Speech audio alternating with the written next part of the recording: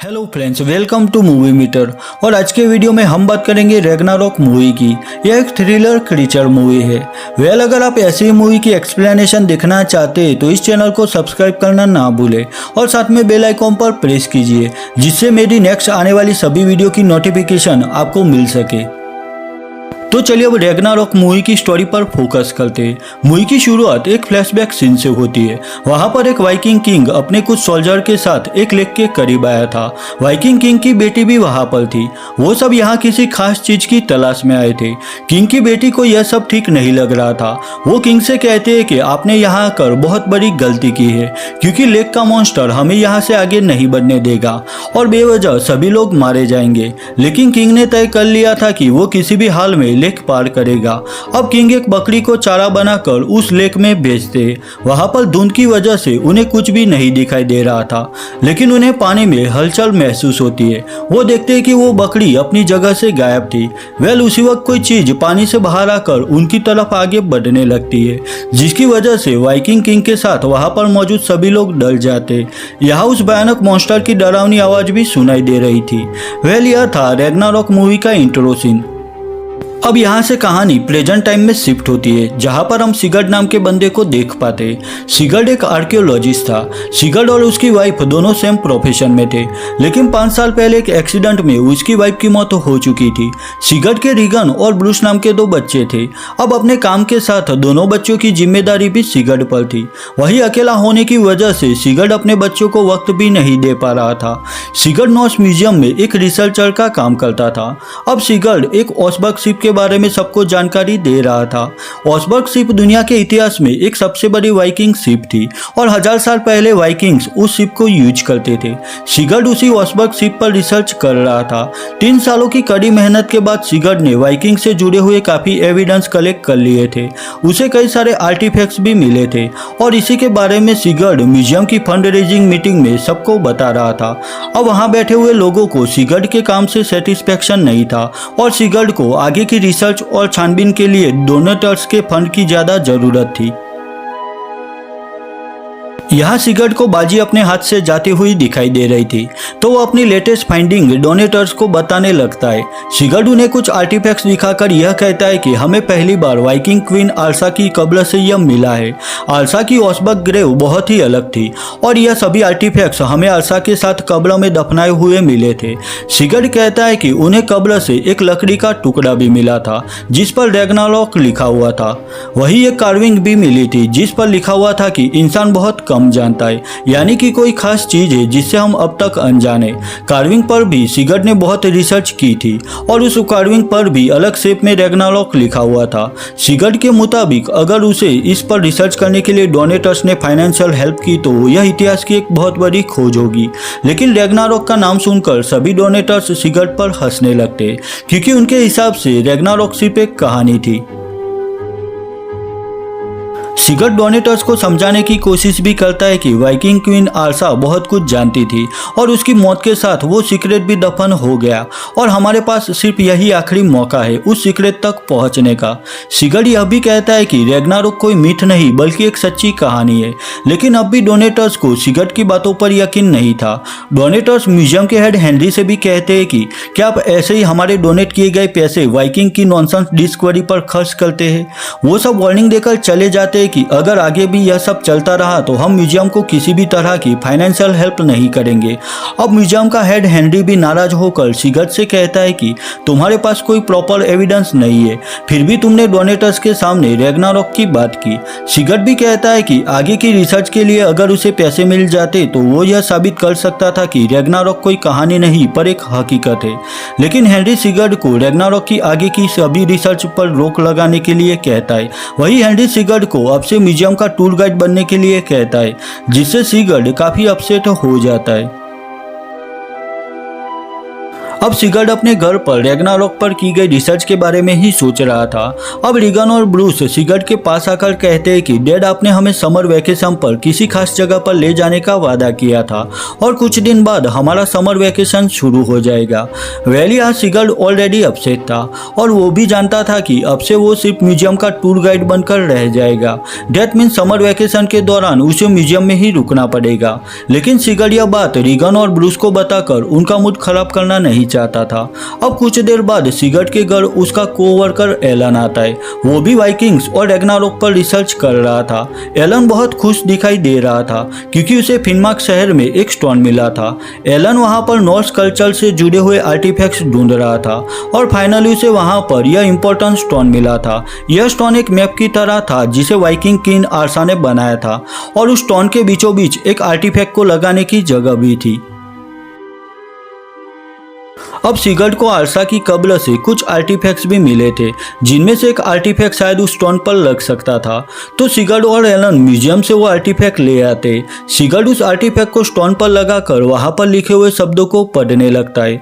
Stone पर लिखा था कि मैं आर्सा, वाइकिंग्स की क्वीन, अपने डैड की याद में यह स्टोन बना रही हूँ। इस स्टोन वाली जगह से 3 दिन की दूरी पर एक आइलैंड है जहाँ पर मेरे डैड ओडिन नाम के गॉड की असीम शक्तियाँ हासिल करने गए थे। उस आइलैंड का नाम आइज ऑफ ओडिन था। आर्सा द्वारा लिखी हुई बातें पढ़कर सिगर्ड और एलन बहुत खुश हो जाते क्योंकि इससे उन्हें फेम और मनी मिलने वाली थी। इस नायब डिस्कवरी से वो दुनिया में फेमस होने वाले थे और इससे सिगर्ड पर हंसने वाले लोगों की बोलती भी बंद होने वाली थी। अब सिगर्ड और एलन को अभी फिनमार्क जाना था और सिगर्ड अपने दोनों बच्चों को अकेला घर पर छोड़कर नहीं जा सकता था, तो वो रीगन और ब्रूस को भी फिनमार्क अपने साथ ले आता है, जिससे सिगर्ड अपना काम भी कर पाएगा। वही रीगन और ब्रूस अपना समर वेकेशन भी एंजॉय कर पाएंगे। अब फिनमार्क पहुंचने के बाद एलन अपनी लोकल पार्टनर एलिजाबेथ से सबको इंट्रो करवाता है। एलन ने लिफ नाम के एक लोकल टूर गाइड को भी हायर किया था। लिफ यहाँ की सभी जगहों के बारे में जानता था। आगे वो सब एक बोट से अपने सफर पर निकलते। अब वहाँ पर कुछ पहाड़ भी थे जहाँ से सब लोग हाइकिंग करते हुए आगे बढ़ रहे थे। यहाँ रीगन सिगर्ड से कहते हैं कि यहाँ पर मोबाइल नेटवर्क नहीं मिल रहा। अब वो सब आर्सा के स्टोन पर दी गई लोकेशन को फॉलो करते हुए आगे बढ़ रहे थे। वो एक जगह पर कर रुक जाते। वहां पर फेंस लगाकर रास्ता ब्लॉक किया गया था।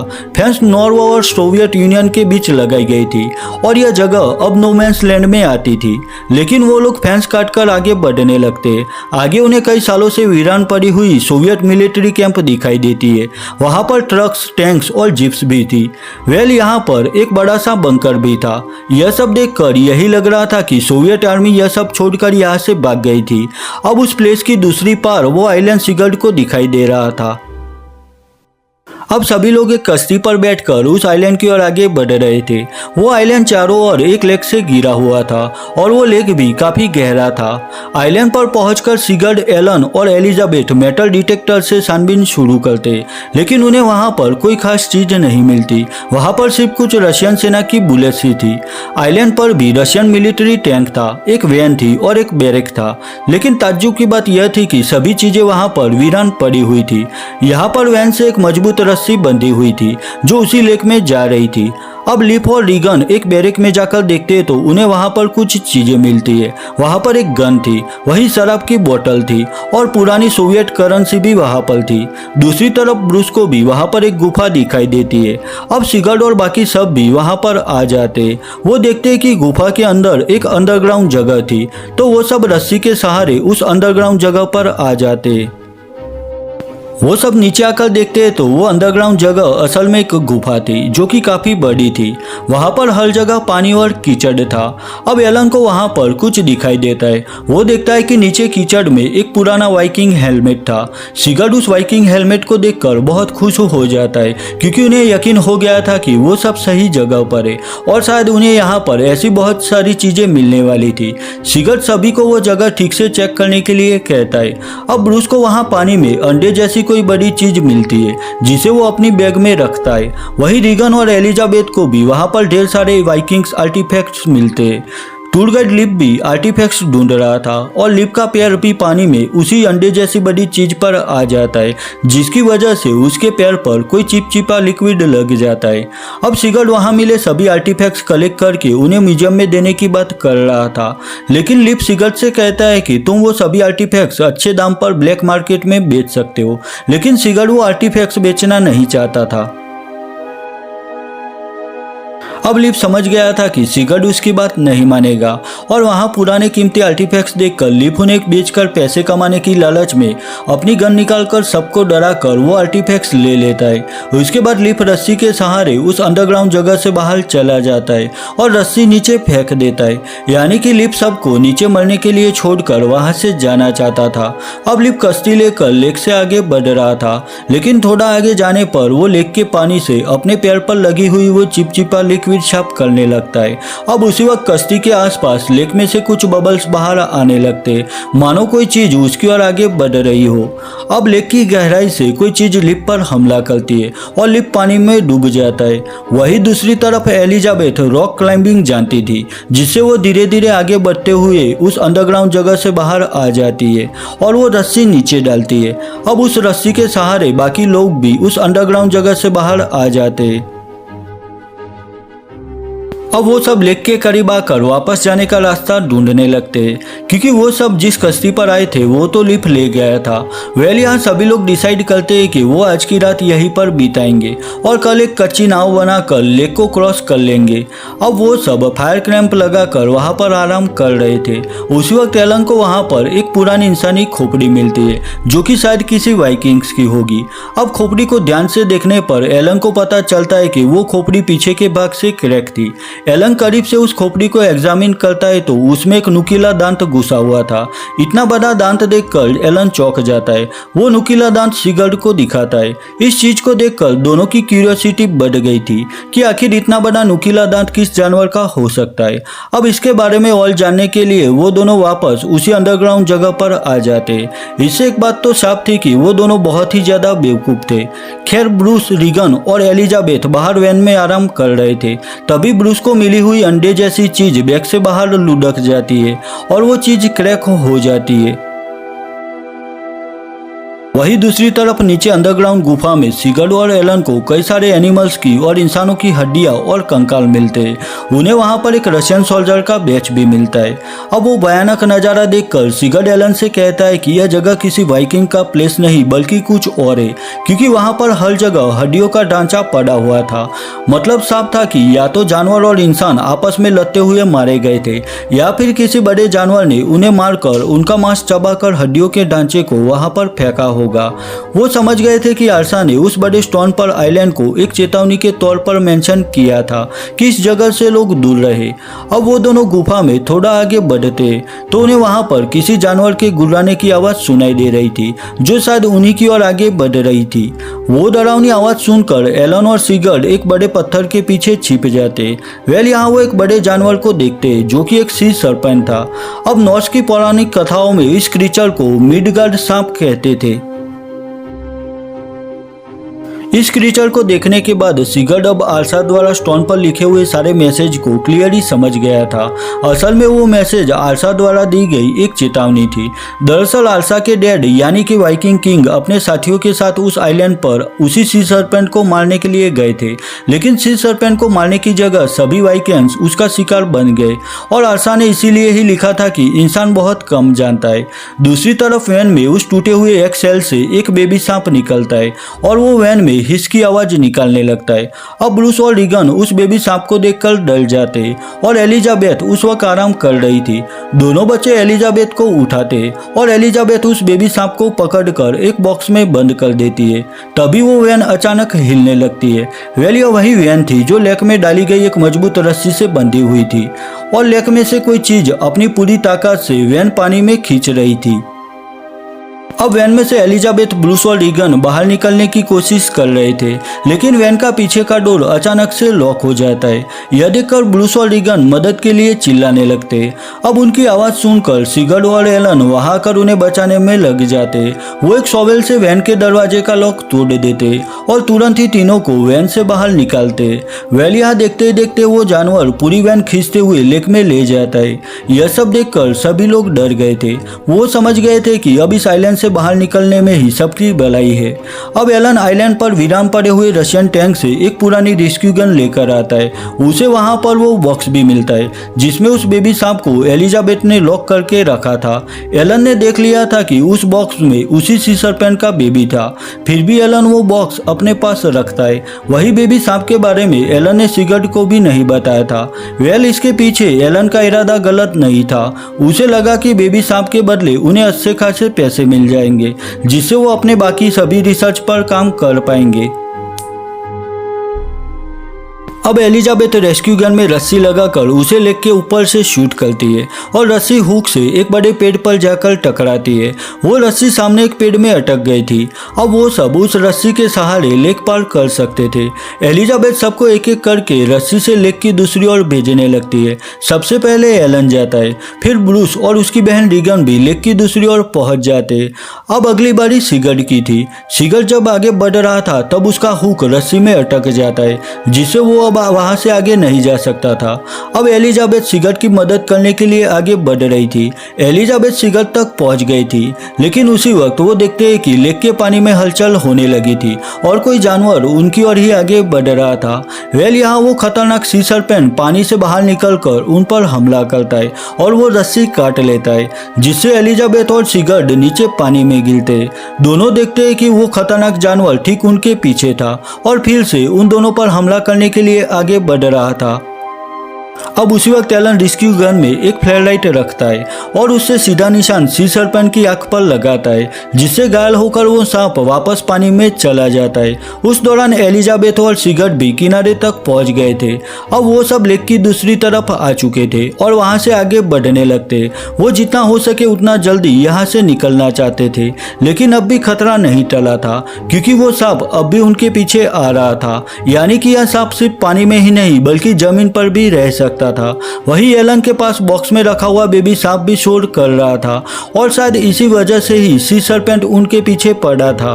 अब वो सब उस खतरनाक सांप से बचते हुए उसी रशियन बंकर में चले जाते जिसे उन्होंने पहले देखा हुआ था। वो बंकर बहुत ही बड़ा था। सिगर्ड बंकर में लगाई गई वेंटिलेशन पाइप देखकर सबसे कहता है कि हमें वो पाइप फॉलो करते हुए आगे बढ़ना होगा, क्योंकि वो पाइप जरूर यहाँ से बाहर निकलनी होगी। अब वहाँ से थोड़ा आगे जाने पर उन्हें वहाँ से बाहर निकलने का रास्ता मिल जाता है। वहाँ पर एक दरवाजा था जिसे खोलकर एलन सबसे पहले बाहर आता है, लेकिन एलन का पूरा सामान नीचे पड़ा था। एलन सिगर्ड से कहता है कि वो सामान मुझे दे दो, लेकिन तभी सिगर्ड को बॉक्स में रखे हुए बेबी सांप की आवाज़ सुनाई देती है। एलन सिगर्ड से कहता है कि तुम मेरा सामान जल्द मुझे दे दो। मैं नहीं चाहता कि तुम मेरा सामान चेक करो, बस मेरा यकीन करो, इससे हम सब जल्द ही मालामाल हो जाएंगे। लेकिन सिगर्ड एलन से कहता है कि यह गलत है। एलन भी सिगर्ड से कहता है कि हम पिछले 6 सालों से पागलों की तरह मेहनत कर रहे हैं, फिर भी हमें कुछ नहीं मिला और इससे हमारी सारी प्रॉब्लम खत्म हो जाएगी, तो इस पर सिर्फ हमारा हक है। अब दोनों के बीच बहस चल रही थी, तभी वो सांप वहां आकर एलन पर हमला करता है। वहां पर एलन की चीखें ही सुनाई दे रही थी, यानी कि सांप ने एलन को मार डाला था। वही वो सांप सिगर्ड पर भी हमला करने की कोशिश करता है। वो सांप उस दरवाजे से अंदर घुसना चाहता था। अब उस दौरान सांप की ओवरवेट की वजह से सब नीचे गिरने लगता है। एलिजाबेथ और सिगर्ड भी वहां मलबे में फंस गए थे। वहीं रीगन और ब्रूस सांप को देखकर डर के मारे भागने लगते और एक जगह पर आकर छिप जाते। वो सांप भी दोनों बच्चों को फॉलो कर रहा था। ब्रूस और रीगन को सांप की आवाज भी सुनाई दे रही थी। अब रीगन देखते है कि वो खतरनाक सांप उनके करीब था और वो बहुत ही डरावना लग रहा था। रीगन ब्रूस के मुंह को अपने हाथ से कवर कर लेती है, जिससे वो डर के मारे कोई आवाज ना कर पाए। कुछ देर बाद वो सांप वहां से चला जाता है और दोनों बच्चे बाहर आकर सिगर्ड और एलिजाबेथ को ढूंढ रहे थे, लेकिन वो सांप अब भी वहीं पर था और सांप ने रीगन और ब्रूस को देख लिया था। यहाँ सांप दोनों बच्चों पर हमला करने की कोशिश करता है और उनके पीछे लग जाता है। वही दोनों बच्चे भी अपनी जान बचाकर भाग रहे थे। दूसरी तरफ सिगर्ड होश में आ चुका था और उसे अपने बच्चों की आवाज सुनाई दे रही थी। वही दोनों बच्चे आगे एक जगह पर फंस चुके थे और वो सांप ठीक उनके सामने खड़ा था। सिगर्ड अपने साथ उस बेबी सांप वाले बॉक्स को लेकर उसी और आगे बढ़ने लगता है और वो बेबी सांप भी आवाज कर रहा था। अब राइट टाइम पर सी सर्पेंट बेबी सांप की आवाज सुनकर दोनों बच्चों को छोड़कर सिगर्ड की ओर आगे बढ़ने लगता है। वो खतरनाक सांप अब सिगर्ड तक पहुंच गया था और सिगर्ड भी सांप को देखकर वहीं पर रुक जाता है। रीगन और ब्रूस भी एक कोने में छिपकर यह सब देख रहे थे। अब सिगर्ड बॉक्स से बेबी सांप को बाहर निकालता है और सी सर्पेंट को उसका बच्चा वापस लौटा देता है। वो बेबी सांप भी सी सर्पेंट की बॉडी पर चला जाता है। सी सर्पेंट सिगर्ड को गुस्से से देख रहा था, लेकिन आखिर में उसे अपना बच्चा मिल गया था। वेल यहाँ वो सांप सिगर्ड को बिना कोई नुकसान पहुंचाए वहां से चला जाता है। मूवी के सीन में हम उस सी सर्पेंट को कंप्लीट देख पाते, जो कि बहुत बड़ा और लंबा था। अब सिगर्ड अपने दोनों बच्चों से मिलता है और उन्हें हक करता है। तीनों एलिजाबेथ के पास आते। एलिजाबेथ भी घायल हो चुकी थी, वो बेहोश थी। यह सिगर्ड के बुलाने पर एलिजाबेथ अपनी आंखें खोलती है। वेल अब सब ठीक था और वो सब खतरे से बाहर थे। आखिर में वो सब वहां से बाहर आ चुके थे। चारों एक बड़े पहाड़ पर खड़े होकर नीचे सी सर्पेंट वाली उस लेक को देख रहे थे। वेल यह दिखाई दे रहा था कि सिगर्ड को भी एलिजाबेथ के रूप में उसकी लाइफ पार्टनर मिल चुकी थी। अब वो चारों वहां से अपने घर की ओर निकलते और बस यहीं पर रैग्नारॉक मूवी खत्म हो जाती है। ईयर 2013 में रिलीज हुई रैग्नारॉक मूवी को IMDb पर 5.9 आउट ऑफ 10 स्कोर मिला है। वही रोटन टोमेटो पर इसे 69% एंड ऑडियंस स्कोर 43% मिला है। अगर यह वीडियो आपको अच्छी लगी है तो इसे लाइक और शेयर कीजिए और मेरे लिए कोई भी सजेशन है तो मुझे कमेंट सेक्शन में कमेंट करके बताइए। तो मिलता हूँ अपनी नेक्स्ट वीडियो में, तब तक के लिए बाय बाय।